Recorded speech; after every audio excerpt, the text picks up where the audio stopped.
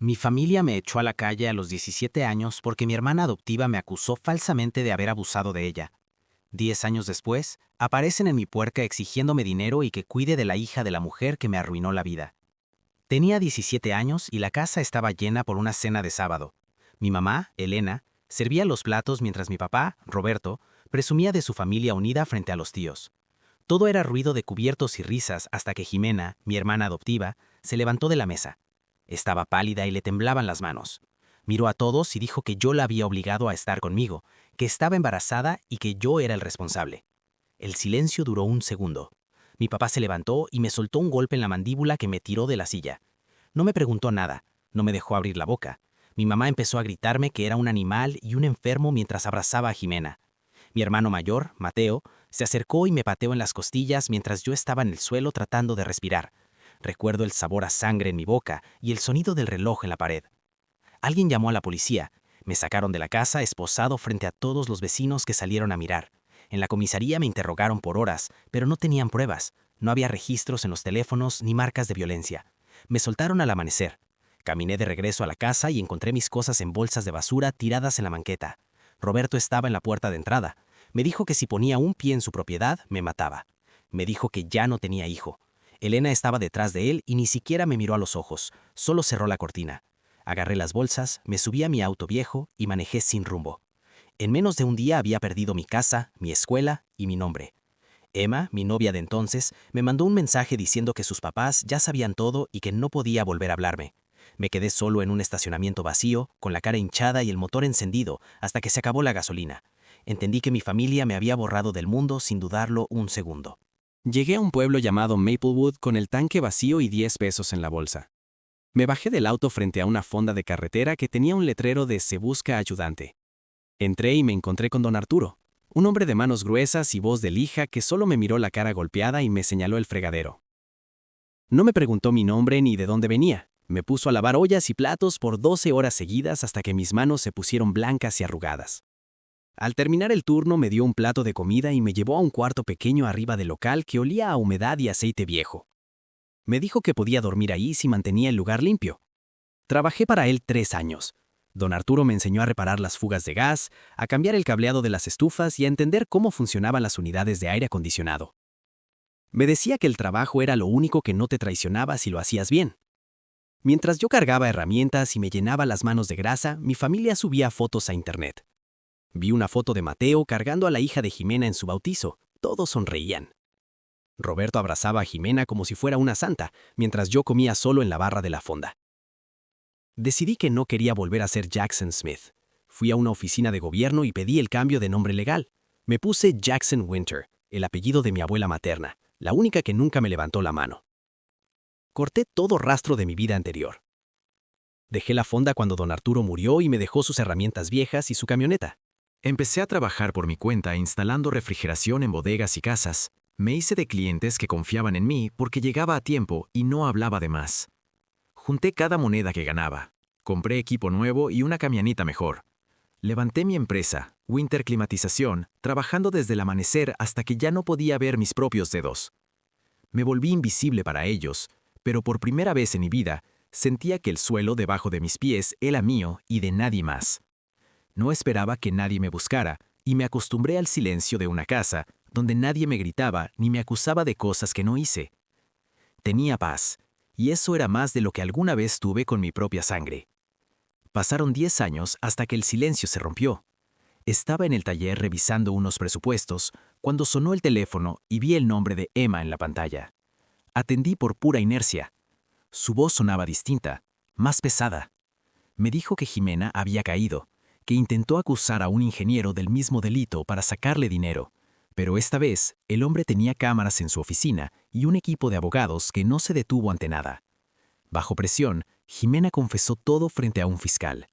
Dijo que su primer embarazo, el de hace una década, fue de un tipo que desapareció y que me señaló a mí porque yo nunca me defendía de nadie. Emma me pidió perdón por no haberme buscado antes, pero colgué, porque el daño ya estaba hecho. A los pocos días empezaron a aparecer. Estaba cerrando la oficina cuando vi la camioneta de Roberto estacionarse afuera. Se bajó junto con Elena y Mateo. Los tres se veían gastados, con ropa vieja y una actitud que no les conocía. Entraron sin permiso. Mi mamá intentó abrazarme llorando, diciendo que ya sabían la verdad y que la sangre llama. La aparté de un movimiento seco. Roberto no me miró a los ojos, se quedó mirando mis camionetas y el logo de la empresa en la pared. Mateo fue el primero en hablar claro. Me dijo que la situación en la casa era un desastre, que Jimena estaba enfrentando cargos por perjurio y extorsión y que necesitaban dinero para el abogado. Pero no terminó ahí. Me dijeron que como Jimena iba a terminar en la cárcel, no tenían cómo mantener a su hija de 10 años y que, como yo no tenía hijos y me iba tan bien, era mi responsabilidad familiar hacerme cargo de la niña y de los gastos de la casa. Me quedé apoyado en mi escritorio escuchándolos pedirme dinero como si fuera un cajero automático. Elena decía que la niña no tiene la culpa y que es mi sobrina, mientras Roberto murmuraba que yo debía ser el hombre de la familia ahora que él estaba enfermo y sin trabajo. No sentí rabia, solo un vacío absoluto. Los vi ahí parados, exigiendo los frutos de un esfuerzo que ellos mismos intentaron destruir hace 10 años. Mateo tuvo el descaro de decir que yo les debía eso por el tiempo que me dieron techo antes de los 17. Miré a Roberto, el hombre que me rompió la cara sin preguntar, y luego a Elena, la mujer que cerró la cortina mientras me echaban a la calle. No eran mi familia, eran 3 extraños tratando de cobrar una deuda que no existía. Sacudí la cabeza y caminé hacia la puerta para abrirla de par en par. Les dije que no les iba a dar ni un centavo y que esa niña no tenía nada que ver conmigo. Elena empezó a llorar más fuerte llamándome egoísta, pero sus gritos ya no tenían poder sobre mí. Les pedí que se fueran antes de que llamara a la policía, la misma que ellos llamaron para sacarme de mi vida cuando era un niño. Mateo intentó decir algo más, pero Roberto lo jaló del brazo y salieron en silencio, humillados por el mismo orgullo que los hizo echarme. Cuando cerré la puerta con llave, el aire de la oficina volvió a sentirse limpio. Por fin entendí que la verdad no sirve para arreglar lo roto, solo sirve para confirmar que hiciste bien en irte. Pasaron 2 meses y las llamadas no pararon. Mi mamá me mandaba mensajes de texto todos los días suplicando que viera a la niña, que la pequeña preguntaba por su tío Jackson y que ellos ya no tenían ni para la renta. No contesté ninguno. Una tarde de lluvia, Mateo me esperó afuera del taller. Se veía descuidado y tenía los ojos rojos. Me detuvo antes de que subiera a mi camioneta y me puso una foto de la niña en el pecho. Me dijo que Jimena ya estaba sentenciada y que la niña se iba a ir a una casa hogar porque ellos ya no podían con ella. Me gritó que era mi sangre y que si me quedaba de brazos cruzados sería tan culpable como el tipo que dejó embarazada a Jimena. Lo miré sin parpadear. Le dije que la sangre no te hace familia, te la hace el respeto y ellos lo perdieron todo esa noche de sábado hace 10 años. Mateo intentó golpearme, pero ya no era el pibe de 17 años que se quedaba quieto. Le agarré el brazo, lo aparté y me subí a la camioneta. Esa misma noche recibí el último mensaje de Roberto. No era un perdón, era una orden. Decía que él estaba muriendo, que los médicos le daban pocos meses y que era mi obligación legal y moral cuidar de mi madre y de la niña. Decía que si no lo hacía, mi abuela Winter se avergonzaría de mí desde la tumba. Agarré la caja de zapatos donde guardaba los pocos recuerdos que me quedaban de ellos. Una foto vieja, un reloj de plástico y mi acta de nacimiento original con el nombre de Jackson Smith.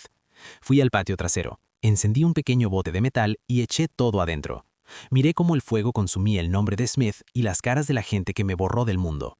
No sentí tristeza, solo el final de un trámite largo y pesado. Al día siguiente fui con mi abogado y redacté una orden de restricción contra Roberto, Elena y Mateo. Presenté las pruebas del acoso y de la extorsión por dinero. No me importaba si el pueblo hablaba, ya lo habían hecho antes sin conocerme. Semanas después me enteré por un viejo vecino que la niña terminó con los padres del tipo que realmente era su padre, gente que tampoco quería saber nada de mi familia. Roberto murió solo en un cuarto de hospital y Elena se mudó a otro estado con Mateo para vivir arrimados con unos parientes lejanos. Mi vida siguió adelante. Rachel y yo compramos una casa nueva lejos del ruido de ese pasado. Una noche, mientras cenábamos en silencio y en paz, me di cuenta de que el perdón es para los que se quedan, y yo me había ido hace mucho tiempo. Me borraron una vez y ahora, por fin, yo los había borrado a ellos. Apagué la luz de la sala y por primera vez en 10 años dormí sin soñar con esa cena de sábado.